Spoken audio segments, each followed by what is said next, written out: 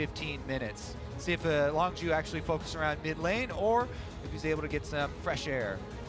Now, the last time we did see these two teams play, we saw a high priority on the Ezreal jungle from the side of Immortals, expecting a Jarvan to go into the jungle, and it ended up being Cuz bringing out the Kha'Zix and then Khan playing out that Jarvan. And Immortals did a great job of just snowballing the bottom lane. They put a huge amount of pressure onto Gorilla, utilizing this early game Ezreal pick, and the way the bans are trending right now, it feels like they could look to prioritize that once more.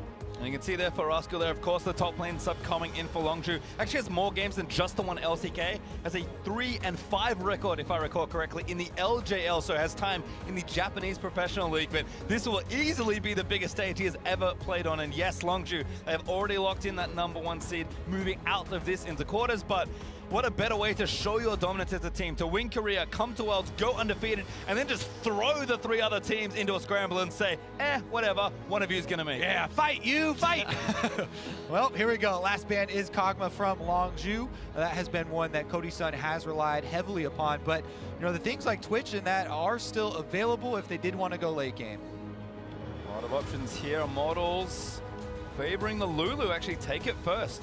I've talked to quite a few supports about the Lulu versus Janna debate that's been going on, and a lot of them say it just comes down to personal preference. To me, I feel like most of the AD carry players prefer a Lulu on their team because as an AD carry, Lulu's power is more concentrated on the AD carry. You feel that extra attack speed, you feel the extra wild growth just on you. But as far as when I'm looking at it, the Janna and her team-wide effect of the full team-wide reset of the ultimate feels better from the team perspective, and maybe you know, the AD carry is a little bit more weight in that one. I do find it interesting that Longzhu looked to take away the Varus, because if they wanted to try and go for something like a Tristana here, they would expect Immortals to go for the Trist, and so Longzhu are trying to get themselves a strong 2v2 down the bottom lane. You could pair this up with the Janna, and you're guaranteed a pretty reliable 2v2 in the bottom lane that's not just going to get shoved under the tower, which is what Lulu and Trist are very well known for, and that's one of the things, talking to some of the players, they say is the key difference. Lulu,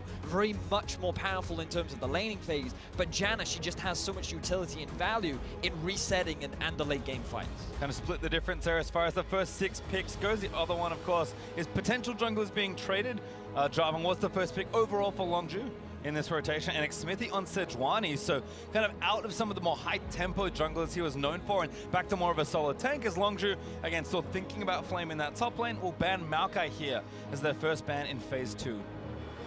All right, mid lane is going to be the focus here from Immortals, taking out the Syndra from BDD first. Galio is still available as well, and they already have the Jarvan on the Longzhu side, so that could be a very potent combination for them if they could grab that for BDD. Taliyah and Ryze, also very big picks. The last time these two met up, it was Pobelter's Ryze versus BDD's Taliyah, and BDD, he had a lot of impact in terms of being able to roam around the map and find good picks on that champion, and also it just seems to be a big pick over in Korea. Those Taliyah players are pretty insane. It's funny you mention that. There just aren't that many Taliyah players at this tournament, but 2 of them are on your screen right now, sitting in their respective lanes. So Trundle will instead be the ban there for Immortals. Longzhu targeted Cassiopeia, so a mid lane ban there for their final one, but now Longzhu kind of get the first option here coming out into Phase 2.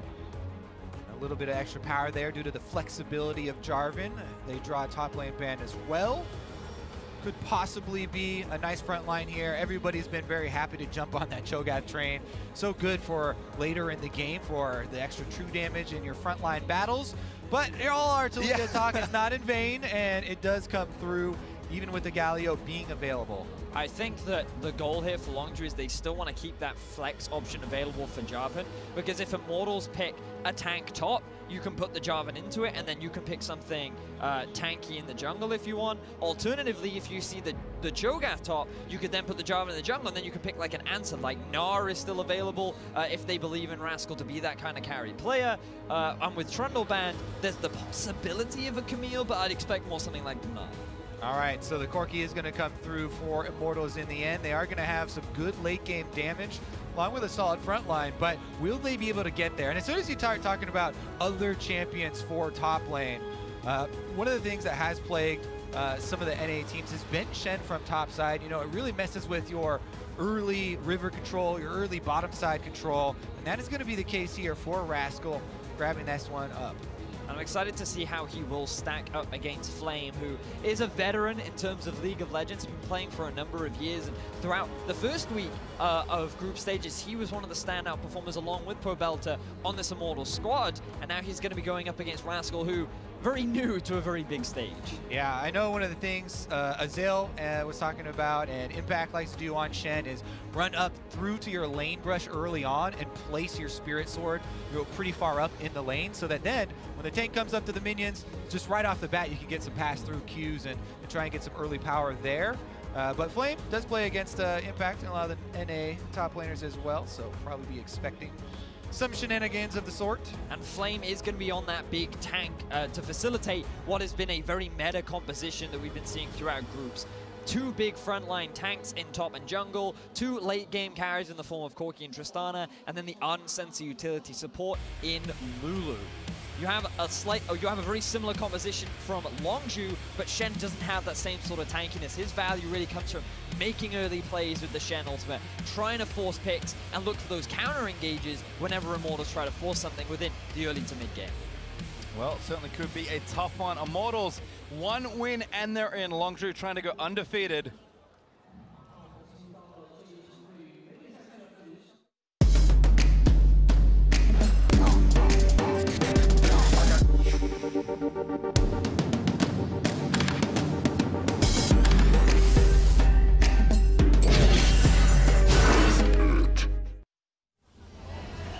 Alrighty, IMT, for potentially their last time at the group stage, will move out onto the Rift. Longzhu, this will be their last game of groups, no matter what happens. They have finished atop the mountain here in Group B. They will be first, but Immortals, if they can do what no team is yet to do here at Worlds and upset Longzhu, they will secure themselves that second seed. So very high stakes between these two. Every year at Worlds, Korean teams only get better from week 1 to week 2. Back in 2015, they had a 7-2 record and they went up to 8-1. Last year, they had a 6-3 record and then they went up to 8-1. This year, in week 1, they're already 8-1, and now they're looking to get that 9-0. And I feel that even though Longzhu are running a sub in the top lane, that priority is not going to change for them. Certainly not. Again, wanting to show your strength. There are only 3 undefeated teams left in the tournament so far. Longzhu could be the first to 6 clean wins as the teams spread themselves out across the Rift. Interesting invades we have here. Deep wards for both on those blue buffs. Smithy on the Sejuani. When you take the Hunter's Machete, you do want to start on your buff and do the single target camps. Because it's very difficult for her to try and do the AoE ones without the talisman. He's actually coning over and they do get some vision here. Well, looks like, again, a bit of a scuffle in the 2v2. Sejuani is good in 2v2 skirmishes if they don't take extra damage from the buff because of her passive and Flame also being able to stack that one up. Also keep your eyes on the mid laners because they are going to be pivotal and who can ascertain this buff. Whoever arrives first could be a big determining factor. As you can see, BDD now having that push should make his way over to the jungle. Patience here is reigning supreme as neither of them actually starting up the buff. BDD, as you said, comes over to try and sway. 3 members of Longzhu back down onto the buff. They are committing, giving up some lane priority. It's still going to have a chance for Smithy to smite fight, but going to get difficult. He's going to try and make this happen with all the bursts that Sejuani has. Does not get it. Cuz steals the blue buff. Really good timing there from Cuz. I think that when you're going up against the E plus smite combo from Smithy early on, that's a very difficult thing to predict, but Cuz is able to now get that early level 2. Yeah, good eye there from Cuz, that's the first time that's happened, but it's fairly annoying. Anyways, good eye from him. Even though Pobelta could say, hey, I'm going to use Frost Bomb right now to try and combo this, it has the delayed time to come down before the damage is there, and he just eyeballs it and gets the smite perfectly to secure the buff for himself. Thankfully for Smithy, he didn't smite early, and that would have been the worst of that world, but Cuz top lane is going to try and punish Flame. This is a big power play here. Taunt lands from Roskill as well. Could get himself his first blood of his first World's Flame. Flushing himself out of the way, but tagged by an auto will slow him down. Nowhere to go. Trying to book him with the flash pass through from Rascal might be enough. The rupture is good for the knockup, but they're still chasing him down. Pobelta is trying to roam up with the knockup blast, and Rascal not going to grab it. It's Cuz with first blood. And Pobelta tried to come over to lend some moral support, but there's going to be no saving him after that. This opening is going so well for Longzhu. They get the Smite Fight victory, then because of that victory, Cuz is able to transition into a level 2 gank on top side. Wow, Gorilla solo trying to roam, I guess with BDD's help on the left of your screen. Smithy does get the blue buff, but Gorilla chased him off the rest of the camp. And this could not be any better for Longzhu, because remember, the style that they were able to win LCK Champions with was through playing their top lane. Typically we see it from Khan, typically he's known for being this hyper carry, but now it is Rascal there, trying to set him up for success in the early game, give him that confidence on the big stage. And Cuz has full confidence to go over here and face check Smithy because they saw him chunked out and summoners blown in his attempt to steal back some of Cuz's jungle.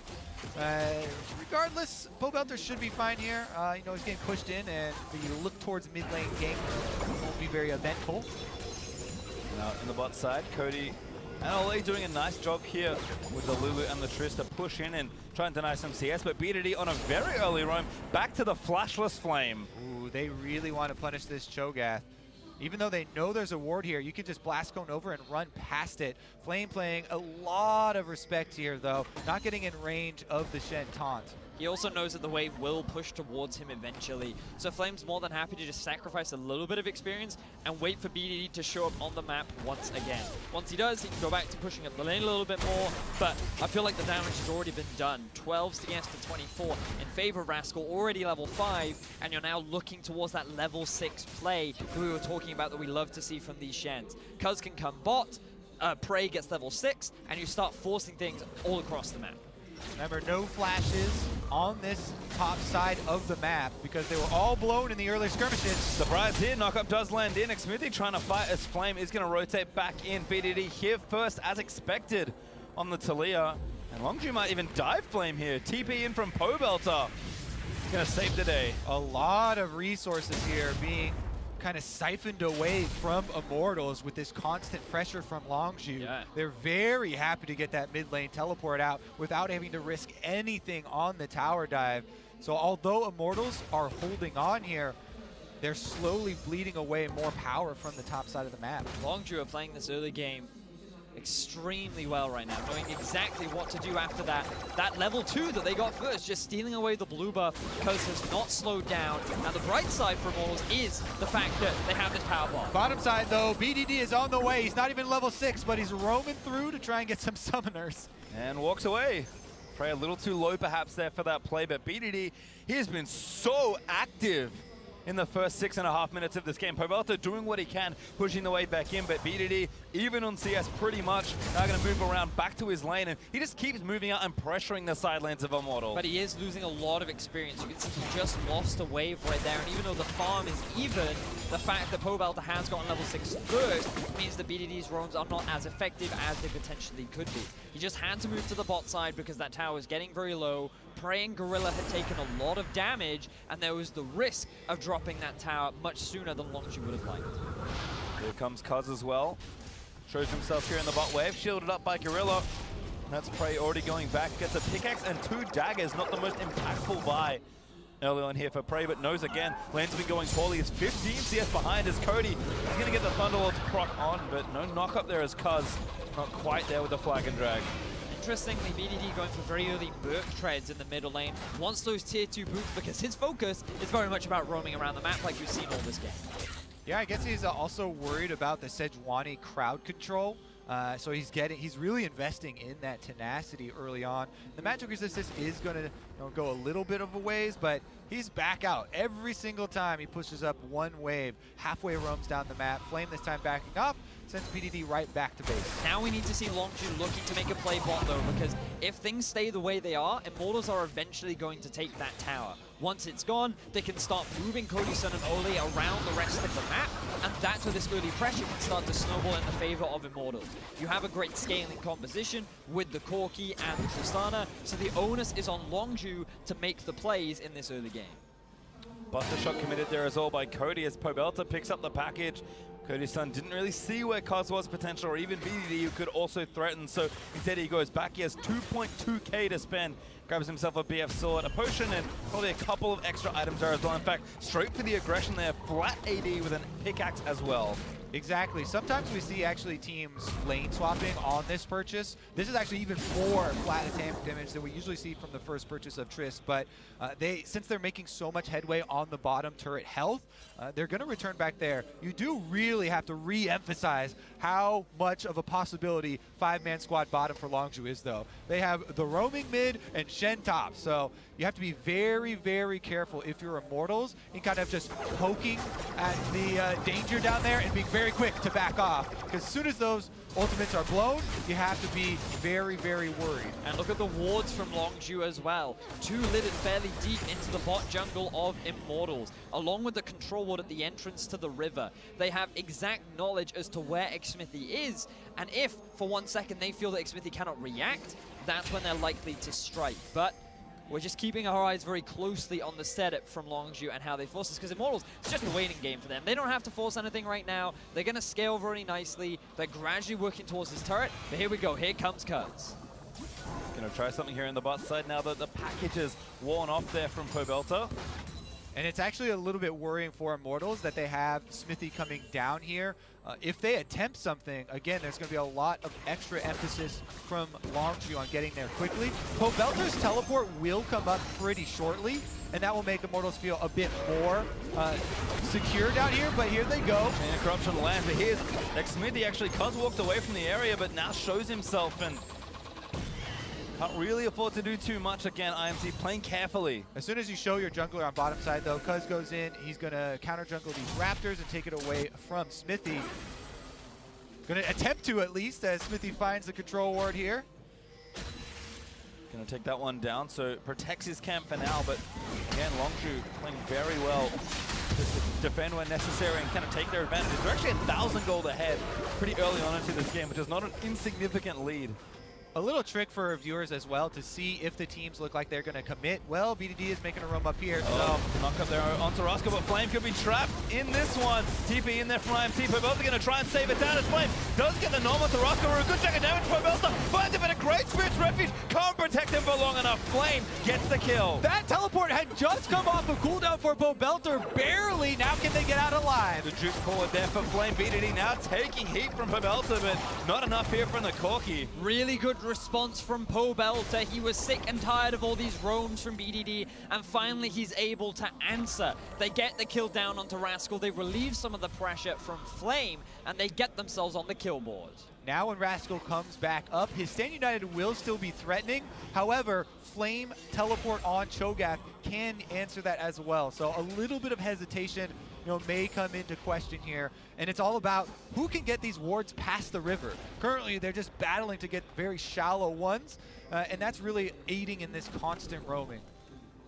BDD back to mid lane. First wall not successful as far as gank attempts go, thanks to Pobelta's excellent use of his global, but again, the game continues kind of as normal. Longzhu still ahead, but 500 gold now, so that early lead's been cut in half thanks to that TP play. Considering the number of times BDD has roamed and the number of failures he's actually had, this is really good for the side of Immortals. They can be very happy with the sort of pressure that they've been able to withstand in this early game, and while the 2v2 in the bottom lane no longer sits underneath Longzhu's turret, overall, they're still scaling nicely, they're still in a good spot, and they've even been able to equalize this kill score.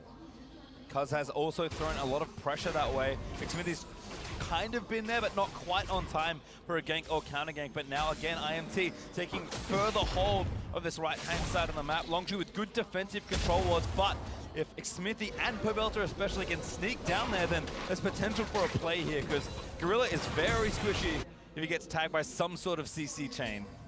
Cuz walks in, gets some of that deeper vision. Pobelter, I believe, saw him put it though, so Immortals should be aware of that issue.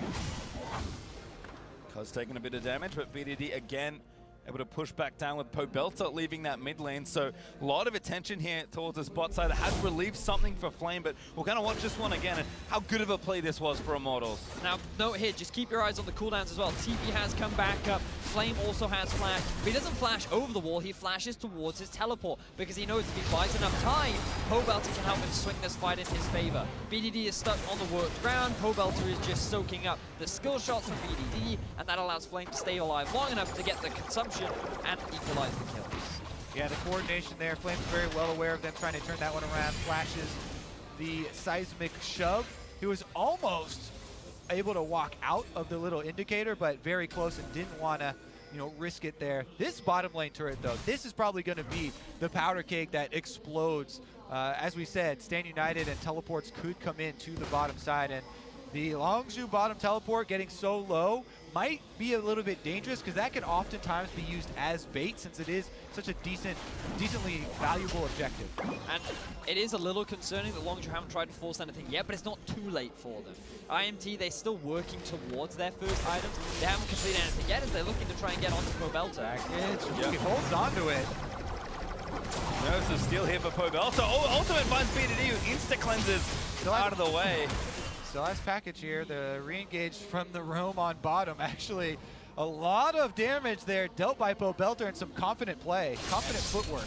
Has the Sorcerer's Boots along with the Sheen. You then have the extra kite ability with the Phage on top of the package, and Pobelter able to walk away. Level 11 now, getting that experience advantage after all the roaming being done by BDD. So Pobelter making up for his performances from earlier in the day, and now starting to contribute a lot as he continues to scale up. Well, part of the issue here is that Smithy is going to try this again, but Cody has a ton of unspent gold.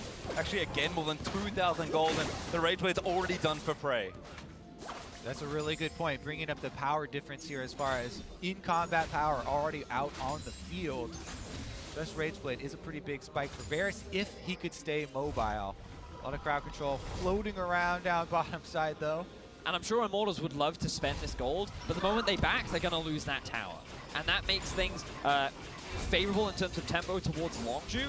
And so they're trying to bring Smithy down here to relieve some of that pressure. Maybe if they can force a wave out, then Cody Sun and Ole can go back. But now Longzhu, they're finally looking to make that play. This could be it. Here comes the party. Level 2 ult there for Roscoe, and that dunk instantly is onto Ole. Goodbye as BDD able to take him down, and the turret goes with it. Doesn't even bother to flash. Ole gets obliterated after spending a little too long in the bot side. We were just talking about that unspent gold, and now they can finally spend it. All right, well, Longzhu's going to take the Dragon right afterwards, and it's a little bit of a response on top side where Flame is pushing that up, but Longzhu very happy to get first turret bonus plus an Earth Drake on top. Interesting that Rascal would use his Shen ultimate there. I guess they want him to be secure and safe on the play. Smithy, don't think he's going to go for the steal. No need to give away his life for a very early mount. Well, mountain over to Longzhu instead. As Cody, still not back, by the way, decided to stay for the waves and push this in. The turret is low, so if they're thinking that Longzhu are going back now, which they are as we can see, maybe Rascal's not enough to defend it.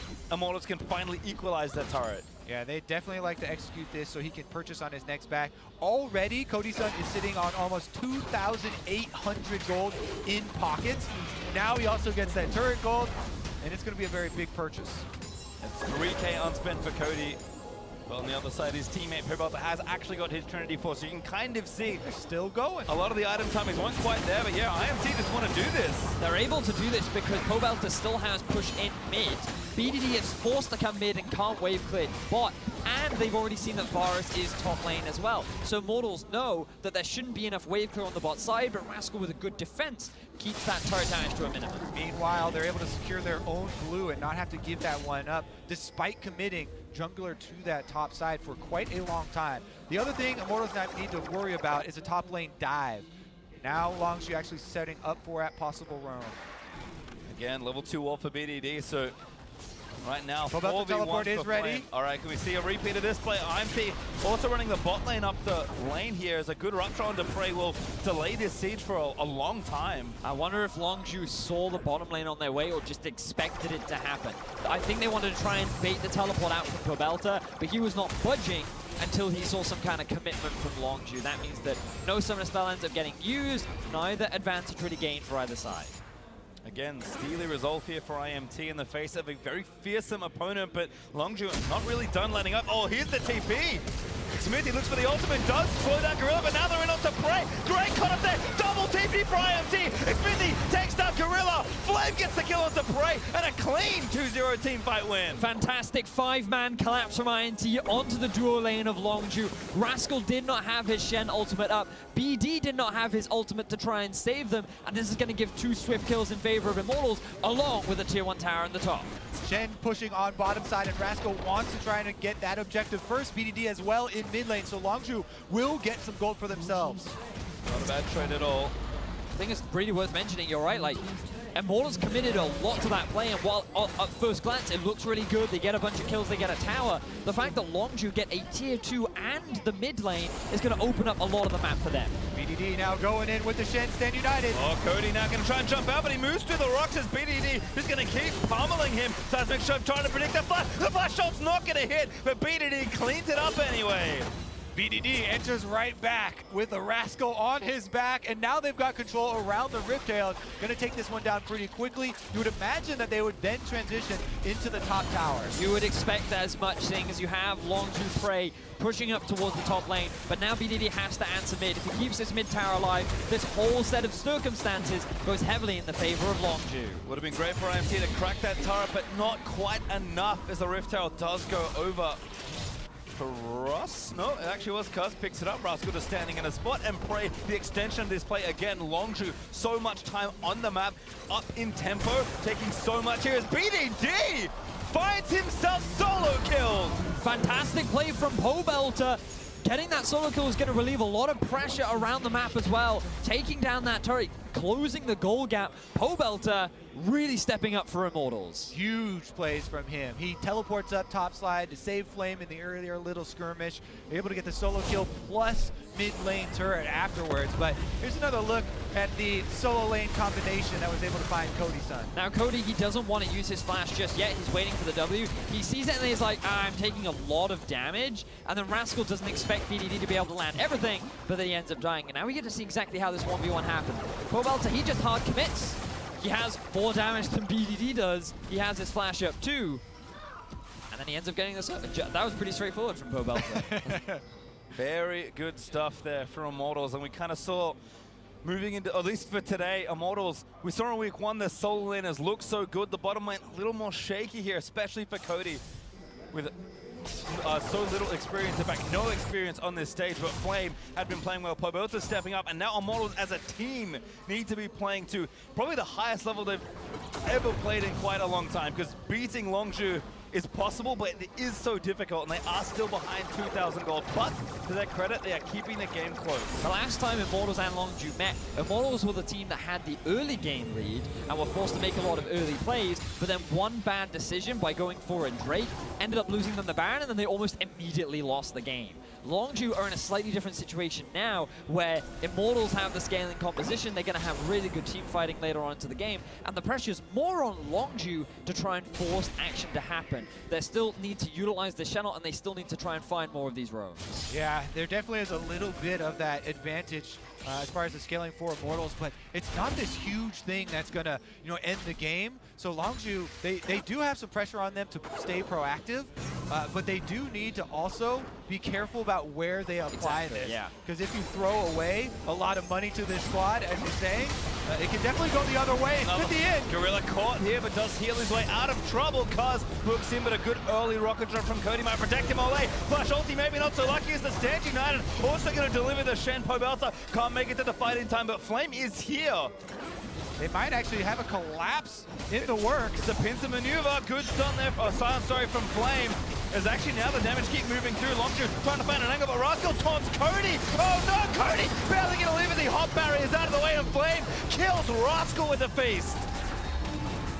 Still going forward, Longzhu try to find an exit where they do not grab it. Still, I think they have enough traction to take this Drake. They have the health bars, and they force Cody's son back. There's 2 Warmogs on Immortals, though, so Smithy's going in for it. Oh, he's going straight in for it, but Kaz does secure it. Xmithy, he's chilling out, forced to flash over the wall. Look at the mid lane though, Pobelter, he's pushed that wave all the way up to the tower. He has the Sheen, he's getting a lot of damage down, and even though they end up losing the Ocean Drake, they get a kill, they get a lot of damage to the tower.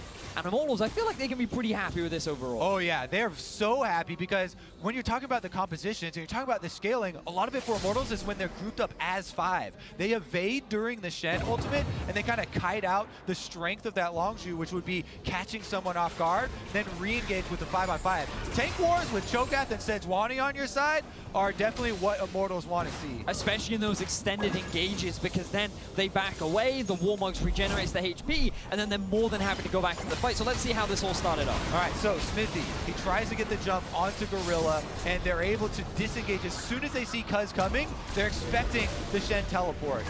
There they go with the extra slow from Smithy, and the heal from Olay kind of deters Rascal from trying to keep that chase up, even with the home guards. Then, as soon as they have their tanks in place, they feel more confident. You've got to keep your eye on Rascal. Really good taunt on the Cody-san, but where's the follow-up? Cuz can't use his EQ because it's still on cooldown. You don't have backline threat in the form of Prey and BDD. They just have to keep hitting the tanks, and they don't die nearly as fast as Rascal does. And then Flame puts it on display right there. That's why you don't want to go to tank wars with Cho'Gath. He gets the true damage execute, and that's why Immortals were able to get that kill. In the end, though, Longzhu still went back and took the Ocean Drake for themselves. Oh, sorry, Flame's bigger than the Rift Herald, but Longzhu just kind of let loose. Purple Monster fight! Exactly, the ultimate Void Master Battle. Flame ends up winning. Congratulations, you're the greater monster. We were kind of building that up to be epic, but Flame looked like that was an effortless, one-sided fight. Well, again, this game still very tense. In fact, Longzhu not quite 1,000 gold ahead. And I believe this game has been kept within 2 to 3 for most of it. So IMT feeling much more confident with the items on their carries and their tanks to try and do something aggressive. They're very happy with the situation that they're currently in. We've talked a lot about scaling, but just look at some of the spikes that Immortals have picked up for themselves, i.e. Trinity Force, i.e. Static Shiv, double Warmogs with a Righteous Glory. This team is poised and ready to fight. Yeah, even though Longzhu still have this very small gold lead, they still, it feels like you have to get creative. You have to utilize the extra movement speed or the extra, teleports that you have on your team to kind of get an advantage on this Immortal squad. Because again, if Immortals get to set up battle lines, they've got 2 Infinity Edge using DPS and a very strong front line. If they can fight a kind of standard front to back, then that would definitely be the optimal situation for them. And don't forget, we saw Fnatic few minutes ago kind of watching this game intently. There are 3 teams' fates on the line in this last game of the group stage here in Group B. So a lot going on. Immortals just heads forward trying to find the win. Longzhu love to be undefeated as they threaten as one of the potential favorites of the tournament coming off an LCK championship defeating SKT. There's so much to show for both these teams, and for Immortals, a win here, that's it. All right, what Longzhu would want to do, try and push the side lanes here. Make use of their Taliyah, of their Shen, and that side lane pressure to try and split up Immortals. Fnatic there on camera, though, they want desperately for that to happen. They were laughing and kind of joking around a bit before, but Reckless looks a lot more nervous. I mean, you have to think from Fnatic's perspective, coming in today, especially after their week 1 performance and after what they were saying in social media, that they were not feeling that confident coming into today. Their expectations were not that this was going to be a 3-way tie, but now it all depends on the performance of Immortals. And again, they are looking very good. They can match the 1-3-1 because they have the double teleport themselves. Pobelter feels very strong and arguably should win out on the 1v1 against BDD if he just makes that one misstep, and he's using that to confidently push up. But he has no wards, so he's got to be a little bit more cautious. You're making a good case here, Vedius, but I would caution with NA Week 2.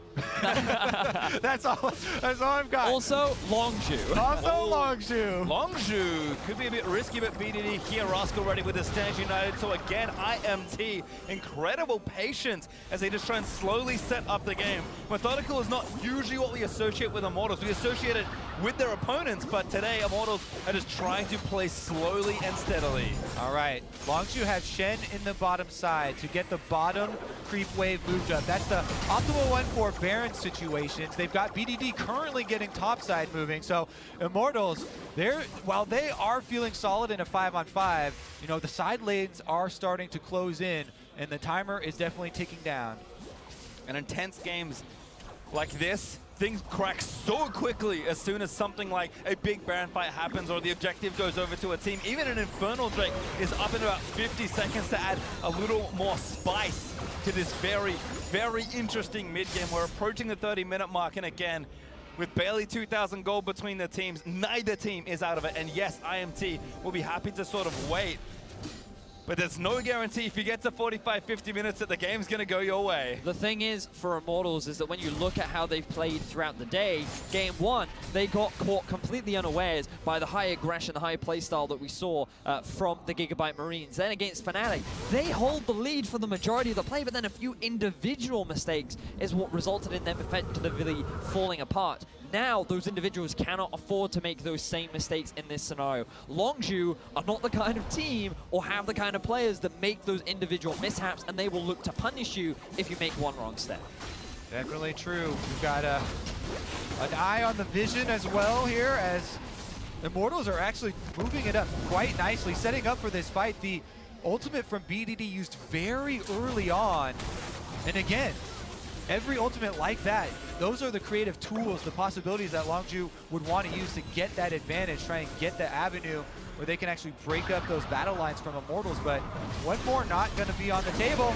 Can't see anything as Cuz dives in. He could be the killer as this saves that, and does already get used. Cody, though, maybe walked a little too far away, but Immortals are still trying to do it. A busted shot splits the fight up again as Cuz dives into the carries to try and get something happen. A big silence there as Flame on a rampage takes out the jungler, but he does get shut down. Holy moly, what a hero move from Cuz. He knows he has the Shenel. He survives for so long, and now their eyes are on the Baron. Smithy's going to go in for this. He has flash as well.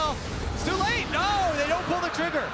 Pobelter went back as well, I think hoping he could TP back into it, but Longzhu take their third Drake of this game, and it will be an Infernal added to the stockpile. So surprised that it was Longzhu that pulled the trigger in that fight. I figured it would be so dangerous to try the full 5-on-5 against this Immortals composition, but it was because of the good decision-making from Cuz and forcing Cody Sun out. So keep your eyes on the Jarvan. He's the one you want to be following as he gets an EQ combo onto Cody Sun. That forces the AD carry out of the fight, and now Longzhu can just focus the front line because the back line threat of Cody disappears almost instantly. Yeah, Cody then comes back in to try and flank, and he uses his ultimate to knock out the DPS of Longzhu. That's what buys time for Immortals to actually get the one kill, and it ends up being 1-for-1, but in the end, that's a very big prize. The Infernal Drake going over. Yeah. But it was also because of the ultimate from Prey too, because he lands it onto Xmithie, and that spreads to Cody Sun, who then has to back out of the fight once more. And you can just see the damage difference between the two AD carries. He just could not get involved in the fight. And you just have to recognize this is the individual talent we were talking about on Longzhu, and how you need to be stepping up if you want to match the caliber of this team. And again, we look over to Immortals, we think about their players and what they put together to make this run to get to Worlds. I have to again look at Pobelter this game, the team's captain, one of his most experienced players in the NALCS.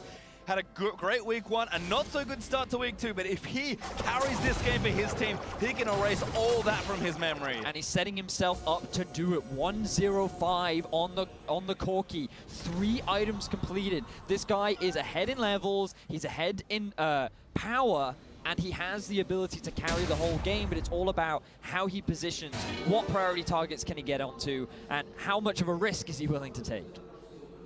Well, he's got the package, and he's ready to deliver it.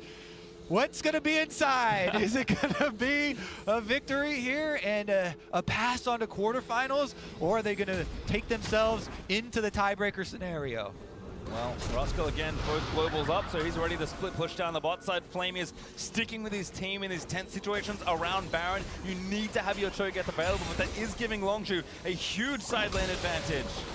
You can see Rascal sitting on the side lane with TP, with the ultimate. Would expect BDD to move topside, but Cuz he wants to try and force a fight. Cody again, but holds his cooldowns. Such a great threat from Cuz, but bluff called there from Cody.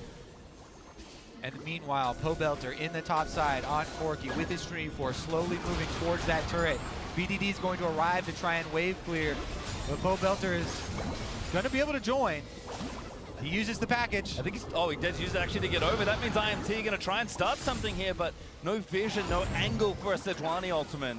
It could have also been timing out there, and now Immortals are left with a bottom lane pushing Shen, while all grouped up here around mid lane, and they do not have control of the minion waves.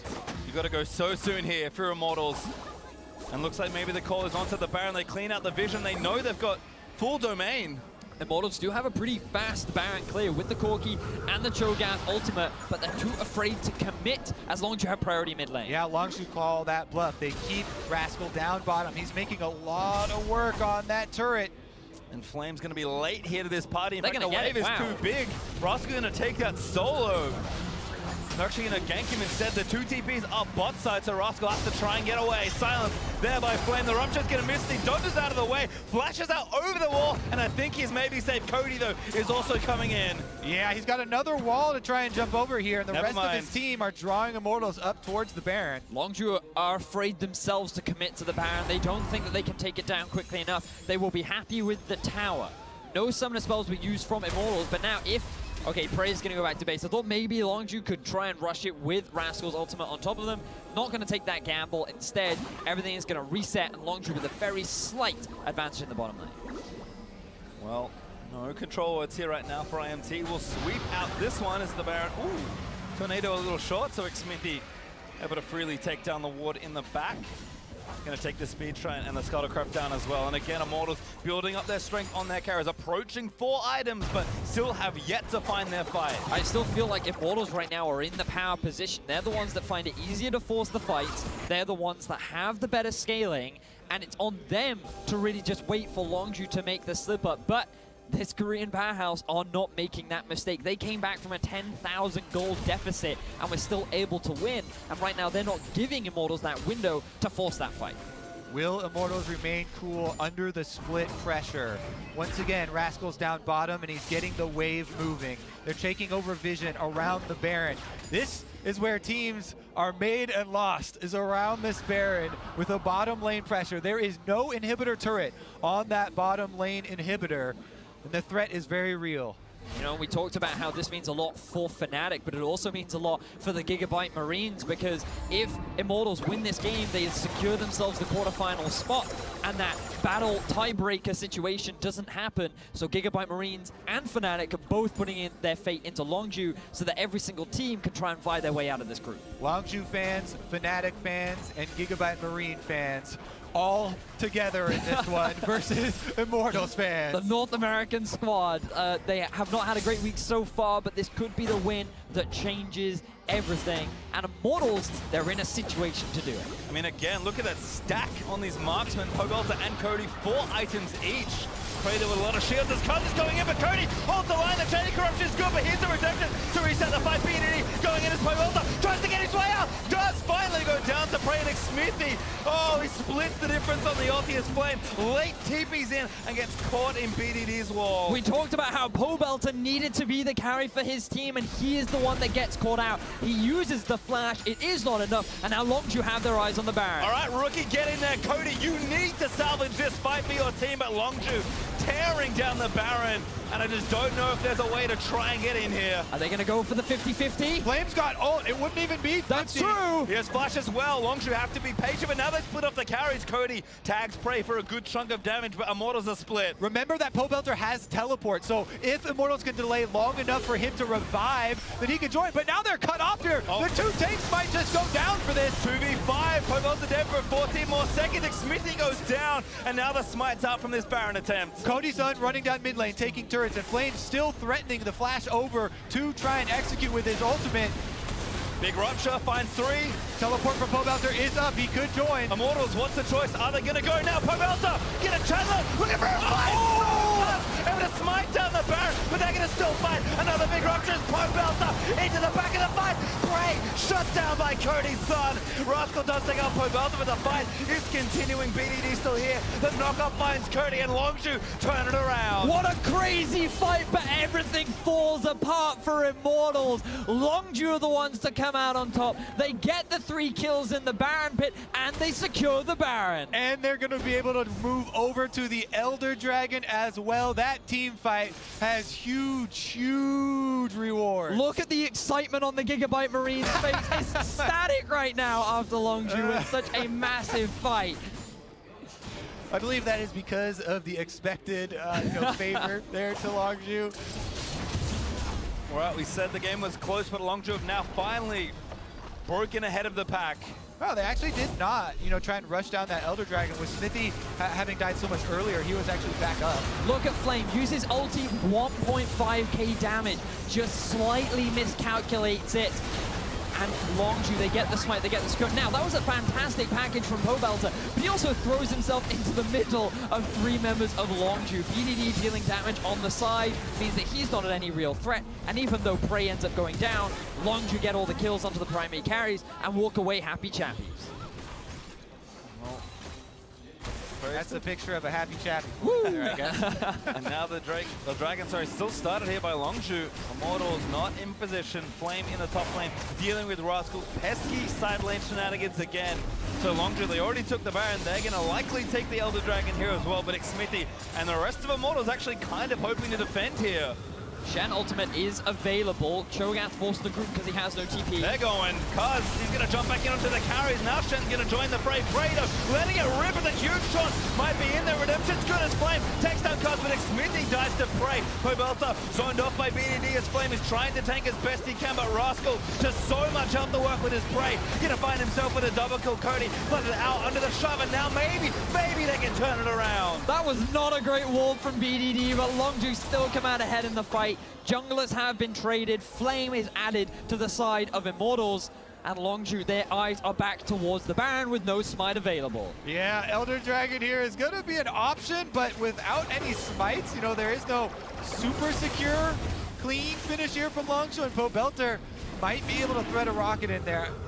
I don't know if they actually want a chance. I guess they are going to take their chances here. It's a small chance for the steal. Immortals are going to throw everything they have, though. Control ward in, just have to kind of read the play and see what happens. First rocket's going to miss, and that's Elder Dragon over to Longzhu. Is it still a 50-50 if there is no smite? Longzhu did a very good job of zoning off any possible damage that could come in. Not only were they threatening Pobelter, but they also standing in front to blind blow up the rocket. And I want to keep your eyes on Cuz once again, because that ulti was fantastic. It keeps Xmithy separated from the backline, and Codyson forced to focus Cuz down while he has the Shell ultimate on top of him along with the Spirit's Refuge. So Codyson can't force his way through the tanks in the same way that Prey can, and Longzhu set themselves up pretty much for success. And then the ulti even forces Gorilla to use his flash. BDD, probably not ideally how he wanted to use that one. Well, still a team fight win there for Longzhu, who have not too much Baron left, but now going to play with the Elder Dragon buff. As you can see, just how impressive Prey has been on this Varus. You talk about big late game carries like Tristana, the likes of someone like Corki, who stacks up so well with a full item build, but Prey has been king of these team fights so far. And Longzhu, as patient as ever, never really felt like, despite the potential scaling difference in these comps, despite the power points Immortals hit, just did again, played a very slow game, found their window, took the Baron, took the Elder, and now they're 7,000 gold ahead, trying to look and close this game. Here they go, all grouping up around the top side. Again, Rascal split pushing on bottom, getting the minion wave moving. Still, the inhibitor is exposed. BDD chilling out. Again, kind of wall between the lanes very quickly. Now that he's level 18, but IMT maybe just need a couple of engages to go their way. They have the teamfight power if they can fight it properly, but so far, Tristana and Corki have not been in the same spot to really DPS. Longzhu have played the fights very well. Yeah, they really have. It's been so difficult for both Codyson and Pobelter to really damage that backline. But to be fair, this game has all been about which frontline dies first. And typically you would expect that Xmithy and Flame survive longer just because of how tanky they are. But that's not the case because of the use of Cuz and him being the one that's always starting these engages, and Rascal and how effective Spirit's Refuge is against this double AD carry comp. For a substitute that's come in for his first Worlds game, he has done a fantastic job so far. Yeah, they're mitigating a lot of Codyson's damage by putting threat onto him. So Codyson is spending a lot of these team fights, walking around or rocket jumping and trying to disengage, whereas Prey is almost 100% auto attack uptime. So that's why we're seeing so much output from the Baron. Ooh, Flame was dying over the wall as Cuz actually flashed in to try and get a Rascal again, blocking all of the shots with the stun. He's going to hit Cuz on the left side. The Feast isn't bad, but the Redemption will reset it as Prey. Whoa. Aggressively forward, not going to eat the rupture, just keeps moving in towards Immortals. A lot of summoner spells were used on the side of Longzhu, so Immortals feeling pretty confident. Flame, he's going to back off, does have the TP, and look at the ward in the lane, but he's not going to set up the play fast enough. That means they won't be able to get the collapse, and Longzhu are forced to back away. Round 2 does not transpire. IMT hold on to their inhibitors for a little while longer. Cody, full build now on the Triss. Pobelter cannot be very far away with 1,000 gold in the bank and a BF sword as that final component item. We are pushing ourselves to a very late stage of the game, and at some point this gold lead will dissolve, and it's just a question of can Immortals outfight the LCK champions? Well, so far they haven't been able to, and I think that's going to get even harder as Prey decided to sell his GA for what I believe looks like a Mercurial Scimitar. This guy has an 858 damage per minute score so far in this game. Extremely impressive damage output, and you'd expect that on the Varus it becomes much harder, but certainly not for an AD carry like Prey. Well, again, Longzhu just bide their time, go back. Baron is up in 5 seconds, so Longzhu making sure they prepare properly for this objective. Yeah, Immortals have already done their homework, though. They've got Scuttle and a bunch of wards littered all over by Baron. So we are going to get another look at it. Again, the recipe, as we say for Longzhu, send your Shen bottom. There's an exposed inhibitor. Create that pressure. Force the hand of Immortals. But it's Immortals that are now looking to force the hand. Very aggressive Baron start here. IMT just sitting in the pit and tanking it. Good wall from BDD. Actually cuts off Cody most importantly, but Flame still there ready with the smite. Rascal's in with a stance united. Cody though getting shredded down, forced to burn the barrier. Immortals, a split fight here as Pobelter once again. Chuck Rascal finds Cody, but it's not quite enough just yet. IMT still fighting on 2 fronts as BDD got low. Pobelter trying to thread it in there, but he can't quite finish it off. Prey flashes forward, gonna try and finish the fight as Flame goes down. Cody out the way this time, but now 1v4 flashes out. Longzhu once again demonstrating why they are the LCK champions, getting another amazing fight against Longzhu. They forced them back and they've got their eyes on the Baron. All right, again, last chance to Luna's Prey almost gets assassinated by Pobelter's Corki. Xminty ready for the steal, but BDD's caught him. Cuz back out with a slow. Gonna try and take down the jungle, but Cody's still going with the DPS. The carry for Immortals still alive. Immortals here, last ditch effort. They do not get in, and now Longzhu with Baron buffer coming for the base. Time to book it. IMT abandoned ship as Longzhu now have the Baron. And I can't wait to break down this replay, because this time it was tanks on tanks and carries on carries. Prey getting onto the back line, doing so much work, making Cody's life a difficult once again. Tanks on tanks with Baron sandwiched in the middle, auto-attacking the entire time. Here goes the wall, and that's what's going to corner off Pobelter and Flame inside this Baron pit. Cuz sees it getting slow, and he knows that Immortals want to execute, so he gets right in there. They're cornered inside on the back, and it's just dishing out the damage. And you just Prey doing so much work, walking all the way past the tanks, his eyes focused onto Cody, and I hope we get the damage dealt afterwards, because I think you'll find that Cody, he just could not have the impact that he wanted to in this fight. Prey is always under 0 threat. And it just, when you pair that up with a Janna, you're now seeing the late game differences, the late game value between Janna and Lulu. That has to be a record. That is insane from Prey. That's why he's top 5 in the world. Very impressive AD carry, dealing out so much damage in what could have been the game-ending fight. That's a lot of damage. That's like an absurd amount of damage. Think about how many Cho'Gaths with Stoneblade activated that is. It's a little more than 1, which is nuts. So it's a funny thing about Stoneblade. When it raises your max HP, so all the percentage HP damage really does shine in those team fights. And against the Smithy and Flame frontline here with Cho'Gath and Sejuani, extremely high health pools, you do get a lot of that.